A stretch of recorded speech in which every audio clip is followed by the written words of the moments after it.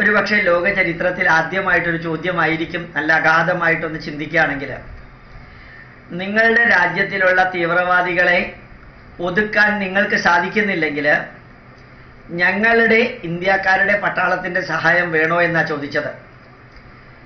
നിങ്ങളുടെ ഭരണകൂടത്തെയും പട്ടാളത്തെയും നിയന്ത്രിക്കുന്നത് തീവ്രവാദികളാണ്. ആദ്യം കരടിയെ രക്ഷിക്കാനായിട്ട്, വെള്ളത്തിൽ മുങ്ങിത്താഴുന്ന കരടിയെ രക്ഷിക്കാനായിട്ട് സന്യാസിയുടെ ശിഷ്യൻ വെള്ളത്തിലേക്ക് ചാടിയിട്ട് കരടിയെ പിടിച്ച് കരയിലേക്ക് കൊണ്ടുവന്നു. എന്നിട്ട് ശിഷ്യൻ കരടിയെ വിട്ടപ്പോഴും കരടി ശിഷ്യനെ വിടുന്നില്ല. കരടി ശിഷ്യനെ വിടുന്നില്ല, ശിഷ്യൻ കരടിയെ വിട്ടു. അത് അങ്ങനെ സംഭവിച്ചതുപോലെ തീവ്രവാദികളെ വളർത്തി അപ്പുറത്തുള്ള അഫ്ഗാനിസ്ഥാനും ഇറാനെയും ഇന്ത്യയെയും ഒക്കെ ഒതുക്കാനായിട്ട് തീവ്രവാദികളുടെ സഹായം സ്വീകരിച്ച പാകിസ്ഥാനെ കയറി തീവ്രവാദികൾ പിടിച്ചു. ഭരണകൂടത്തിന് തീവ്രവാദികൾ വരച്ച വരയിൽ നിർത്തുകയാണിപ്പോൾ. പട്ടാളത്തെയും വരച്ച വരയിൽ നിർത്തുകയാണ്. ആ പട്ടാളക്കാർ തീവ്രവാദികളെ സഹായിച്ചില്ലെങ്കിൽ തീവ്രവാദികൾ പട്ടാളക്കാരെ കൊല്ലും. പട്ടാളക്കാരെ തീവ്രവാദികൾ സഹായിച്ചാൽ, തീവ്രവാദികളെ പട്ടാളക്കാർ സഹായിച്ചാൽ പട്ടാളക്കാർ മരിക്കാതെ ഇന്ത്യക്കാരെ കൊല്ലാൻ സാധിക്കും. തീവ്രവാദികൾ ഇന്ത്യയിലേക്ക് വരും, അവരും ചാവും, കുറെ ഇന്ത്യക്കാരെ കൊല്ലാനും സാധിക്കും. അപ്പോൾ ഇപ്പൊ പാകിസ്ഥാൻകാർക്കും തീവ്രവാദികൾ ഒരു ഭീഷണിയാണ്. ഒരു വിഭാഗത്തിന്, ഭാരതീയർക്കും മറ്റ് രാജ്യക്കാർക്കും തീവ്രവാദികൾ എന്നും ഒരു ഭീഷണിയാണ്. അതുകൊണ്ട് പാകിസ്ഥാനിലെ പട്ടാളക്കാരെ സഹായിക്കാൻ, പാകിസ്ഥാനിലെ ഭരണകൂടത്തെ സഹായിക്കാൻ ആവശ്യമായിട്ടുള്ള പട്ടാളക്കാരെ വേണമെങ്കിൽ ഇന്ത്യ അയച്ചു തരാമെന്ന് പറഞ്ഞത് ഒരു മഹാത്ഭുതമല്ല, ലോക ചരിത്രത്തിലെ ഒരു പ്രത്യേകതയാണ്.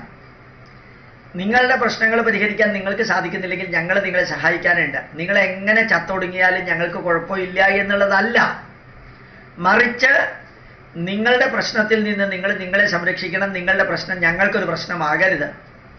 അതുകൊണ്ട് നിങ്ങളെ സംരക്ഷിക്കാൻ ആവശ്യമാണെങ്കിൽ ഞങ്ങളെ എല്ലാം ചെയ്തു തരാം, കൂട്ടത്തിൽ പട്ടാളത്തെ അയച്ചു തരാം. അതൊരു വലിയ ഡിക്ലറേഷനായിട്ട് തോന്നി.